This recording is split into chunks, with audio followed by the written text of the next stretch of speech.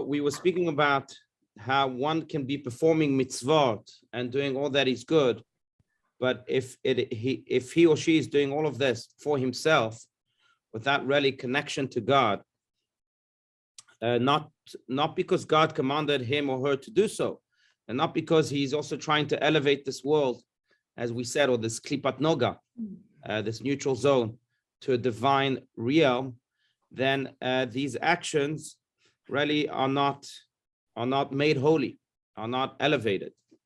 And the only way we can really elevate this world and the actions that we engage in this world is by connecting them to God and having the intention, of course, of serving God as we do these good actions and doing it to fulfill God's commandment and God's desire.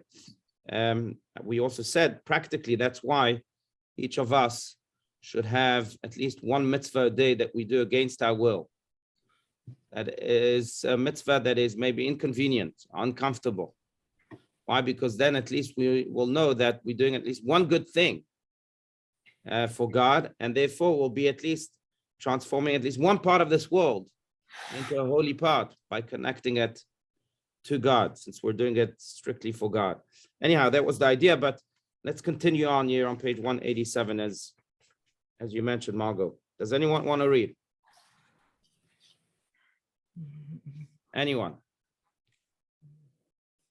I'll read. Okay. Go ahead, Margot. Thank you. This is implied in terms heter and mutar, that is to say, that which is not tied or bound, asur, in the hands of the extraneous forces, preventing it from returning and ascending to God. Asur, the Hebrew word for forbidden, literally means bound and tied. Heter and mutar, the terms for permitted, literally mean unbound, untied, free. The permissible is that which is not bound to klipa, that which can be freed and separated from the negative husk. The permissible may serve as an instrument of klipa. It may serve as a vehicle of expression for evil, but is not bound to it and is always free to move and change direction from the realm of the profane to that of the holy and vice versa. The permissible is not intrinsically tied to either sphere, although it may appear in either sphere at any time if man places it there. Right. So just to explain, so of course, as we engage in this world, which is our duty, we can't live life just by living by ourselves and for ourselves. We have to be engaging in this world. That's why God sent us to this world. Otherwise, he would have sent us to a different world. But he sent us to this world for us to engage in this world. Now, as we engage in this world, there are really two categories. There are those actions that are mutar, permitted. There are those actions that are asur, forbidden. But what's interesting is that here there's a play on the words, because in Hebrew, the word for mutar means to untie, not just permitted. So mutar means permitted, but untie. And asur, the word for forbidden, also means imprisoned. Why? Because Kabbalistically, these two categories are really speaking of the sparks of God. There are sparks in the realm of the permitted that are untied, and they're just waiting for us to come and elevate them. They're untied. But there are sparks in the realm of the forbidden, asur, that are completely tied. Even if we try and go and untie them, so it's impossible. They are imprisoned. And only when Mashiach will come, then maybe those sparks will be elevated. But that's the play of on the words that I just wanted to clarify. Now, what's interesting is that I think, as we mentioned before, most of our day is in this untied category. And therefore, during most of our day, we encounter these sparks. And they're almost waiting for us, begging for us to elevate them. Redeem me. Hey, I'm here. Redeem me. It's like you go into a jail that is unguarded, and you have a friend there that's completely innocent. And he tells you, hey, please come on this and this time. There won't be any guards. You can take me out. No one will notice. I'm innocent. You know this. I know this. The world knows this. Just let me out. And you show up. And you go at 9 a.m. when he told you to come, and the guards are indeed nowhere to be found. The gates are wide open, and you say to him hello, and then you leave and you say goodbye. Then you've missed the whole point. And in a way, that's what we're speaking of right here. there are sparks that are tied, that are in jails, that are in this world, that are divine, but trapped in this world. And when we engage in the realm of the permitted, of the mutar, which again means untied, then we are there in order to redeem those sparks, take them out of that jail. No one's stopping us from doing so. In the realm of Asur, imprisoned, yes, there are gods. It's almost impossible. But in the realm of permitted, then the sparks are waiting for us. Hey, here, I told you to come. There's no gods. Yes, we're innocent. Let's get out of here. We don't belong to this. And then, and if we don't do anything about this, we're realm, we eat just in order to eat, for example, which is a permitted action, which is in that realm, then we've forgotten about those sparks. But if we eat in order to, again, elevate ourselves and use the energy of the food for good, and we've taken those divine sparks that were trapped maybe from the beginning of creation, from thousands of years ago, they trapped. And now we come and we take this food and we elevate it because we're saying a blessing over it, because we're using it for good.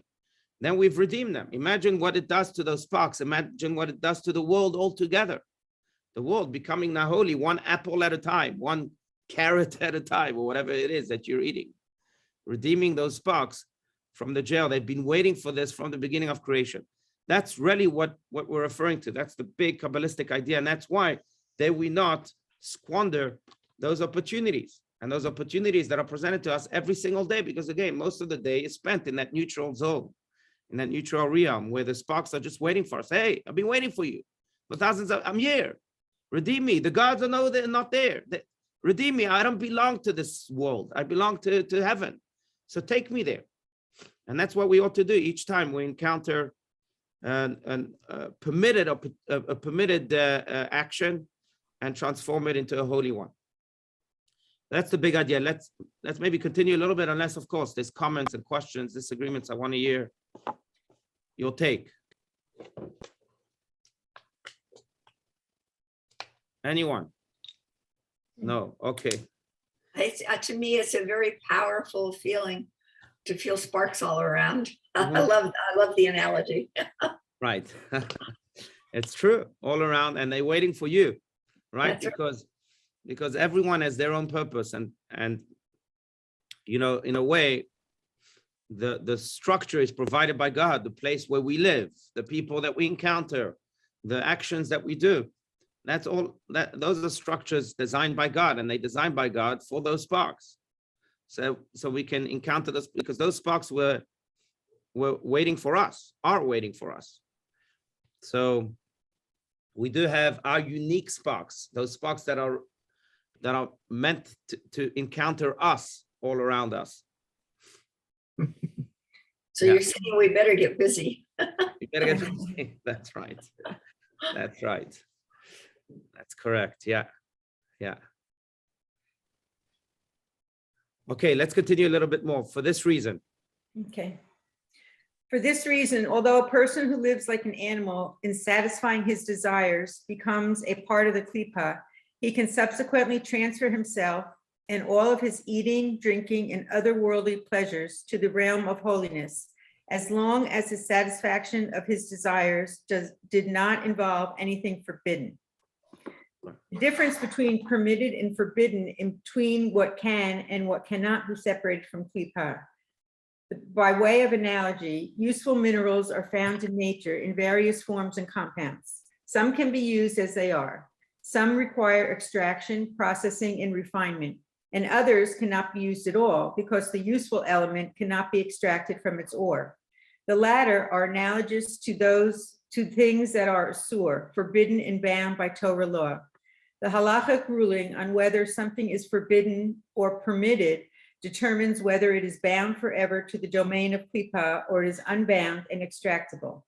When a substance of hetar, initially belonging to the realm of klipa noga, is used toward a holy purpose, it is transferred to the realm of holiness. Even when one's motives are only partially holy, some rectification of the klipa has been achieved. By contrast, that which is forbidden is bound to its evil embodiment and cannot ever be freed and rectified. Right. So that's the difference. Now, how do we know which sparks are bound or imprisoned and which sparks are untied? Again, based on what God tells us.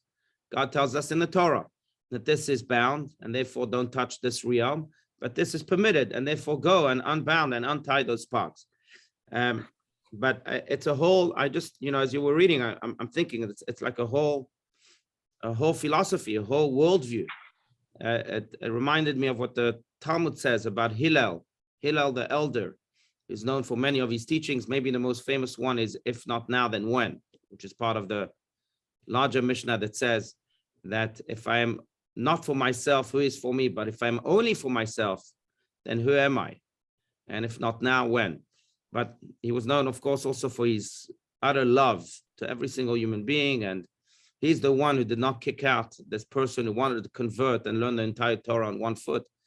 But Hillel, when he would bathe, now back in the day, you didn't bath every day, right? You had the public bathhouses, and the Romans were known for building them. And you would go, I don't know, once every 3 weeks, just like the olden days, like the Romans and so on. But so whenever he would go to bathe, he would say, that's what the Talmud says, that he's going to perform a kindness towards this lowly creature. That's how he would refer to his body. Chesed la'aluva azot in Hebrew. I'm going to perform kindness towards this lowly creature.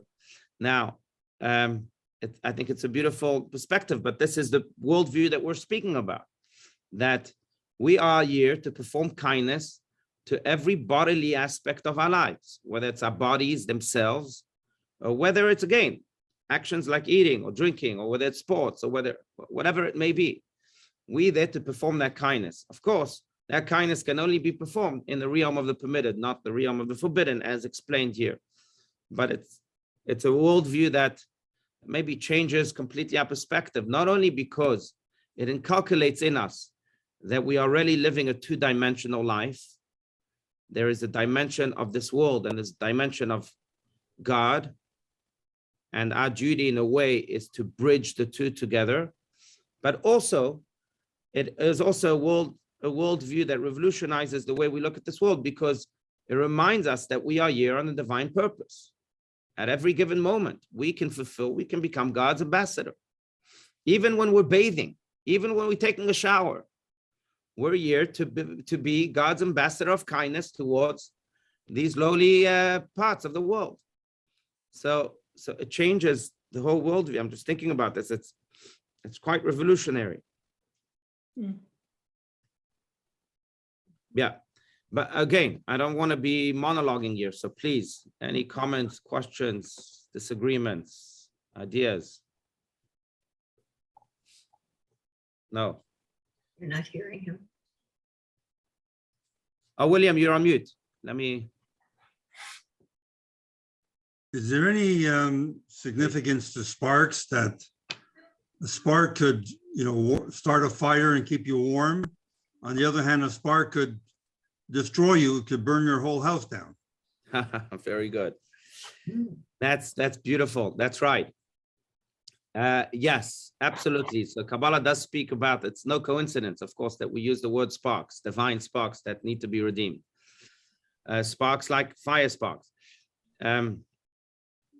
Because in a way, there is this big Kabbalistic idea that as we engage with this world, there needs to be what's called a Ratzov Vashov mode, which means a back and forth mode, a mode that runs towards the world and comes back from the world. Shov returns from the world up to the heavens, almost like an electrical current, which is an example that we've used in the past.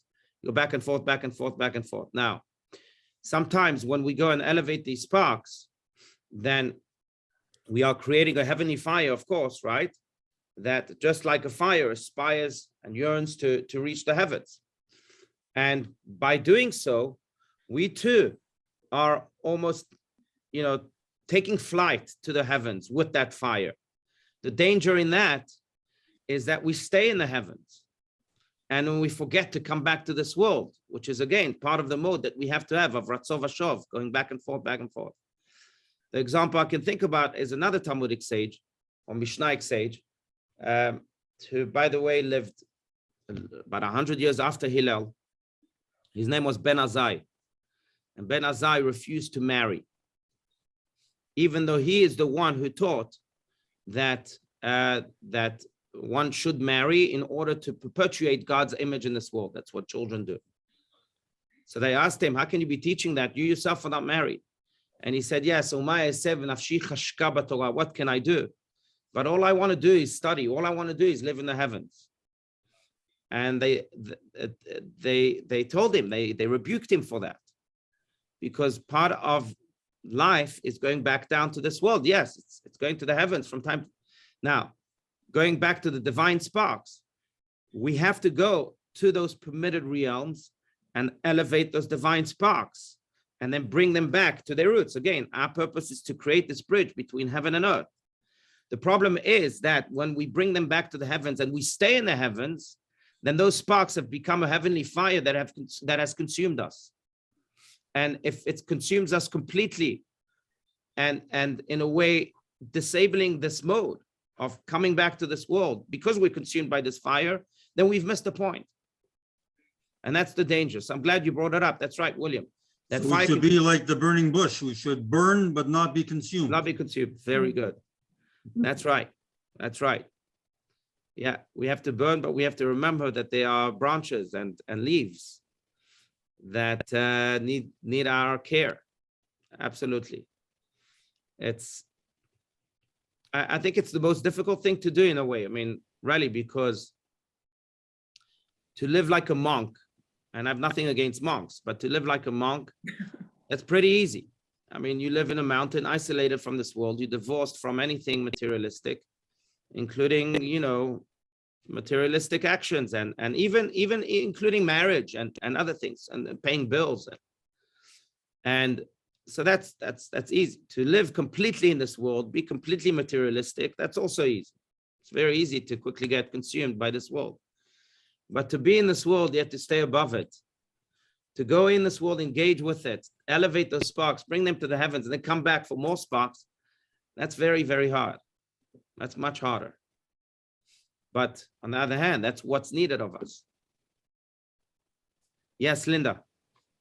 Okay, so I have a comment on the concept of that William just said, burned but not consumed. Because for me, being burned is something bad. So rather than being burned, I would say being kept warm or be, you know, like I would somehow turn that flame into something comforting versus being burned. It was like being burned was hard to hear, thinking about a flame up in heaven, you know, like to me, the flame should provide something good, not being burned. So I'm not trying to be contrary. That was just like, that really hit me that way. Like, wow, a flame to burn up in heaven. No, you want it to keep you warm. So that was. No, that's true. No, fine. I understand. That's a good point. I will say that, but that's the trick, because we are playing with fire. You know, we tell children not to play with fire, but we are playing with fire throughout life. Absolutely. Right. But fire, in addition to burning you, provides warmth. Right. Provides food because it cooks food. So I mean, I think, you know, like I'm making a conscious choice here to say, wow, I'm looking at the positive side. I'm, you know, and I hear what you're saying, Rabbi. Right. I just, you know, Good point. Different way of perceiving this. Right. No, I get it. It's true. It's true. And that in a way is when we play with this fire, that's the trick, right? To be able to use this fire in a productive way, and God forbid, not in the opposite way. So, and the way to use it in a productive way, as mentioned, is to be able to go up to the heavens and bring back those divine sparks. But at the same time, remember not to be consumed by it, by coming back down. And then we ensure that this fire really is a fire that warms, a fire that benefits us, rather than a fire that destroys. Now, okay, yeah. I want to personalize this also, this big idea that we're speaking about, because inside each and every one of us, there's a fire.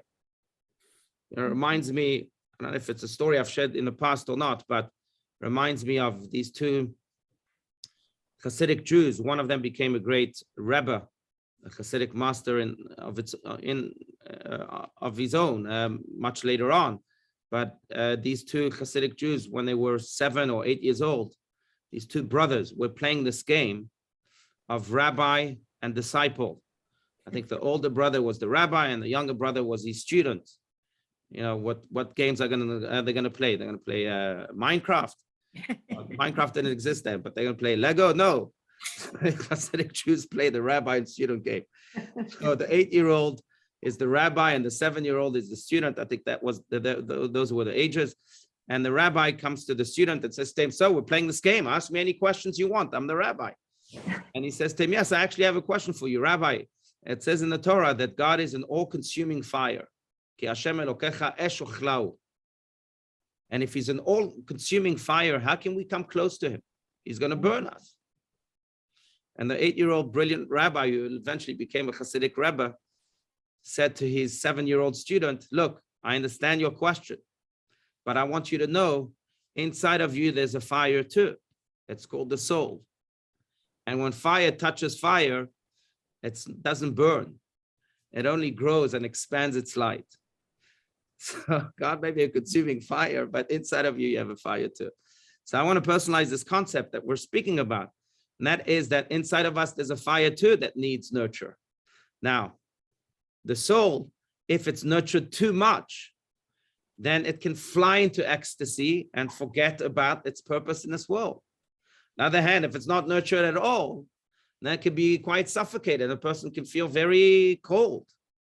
It's like a fire, you know, a barbecue fire that its flames are not rising. It's not burning it. It's dark also. It's cold and it's dark. So a person in a way has to find that exact balance between nurturing his fire and on the other hand, not nurturing it too much so he's not all consumed by it and forgets to re-engage in this world. But it's important to remember that inside of us, we have a fire. And then when that fire touches God's fire by doing what God wants of us in this world, when it touches God's desire of us, so to speak, which is a fire in and of its own, then it expands the light in the world. When we engage with these divine sparks and bridge them and create a bridge or return to help them be returned to the heavens, then again, we're expanding God's light in this world. Then fire is touching fire and only expands its light. Anyhow, so, okay. Now, thank you for that. Any other comments, ideas? Otherwise, we can continue, try to finish this. No, we won't be able to finish the paragraph, but try to go to the next one. But please, any other ideas?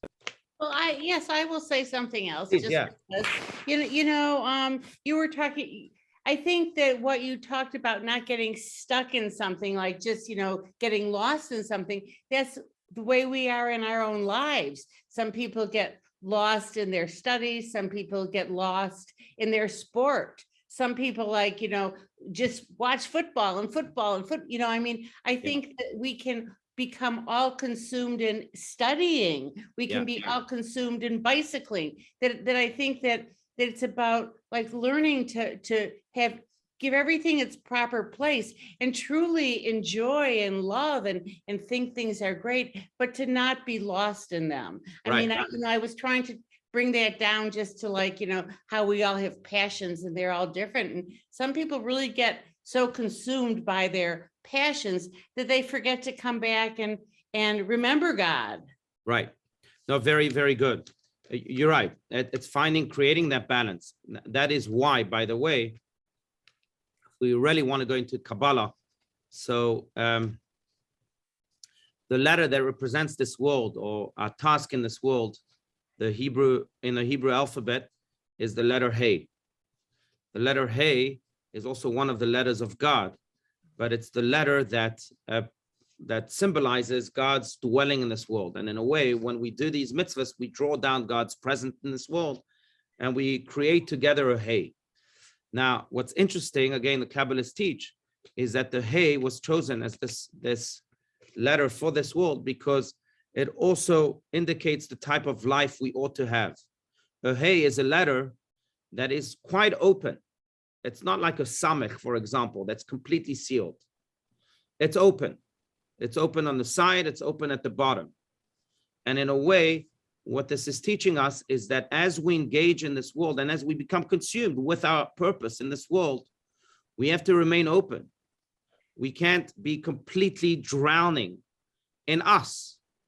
And like you said, bicycling or whatever it may be, football, we can't be completely consumed in that to the point that we become a samech.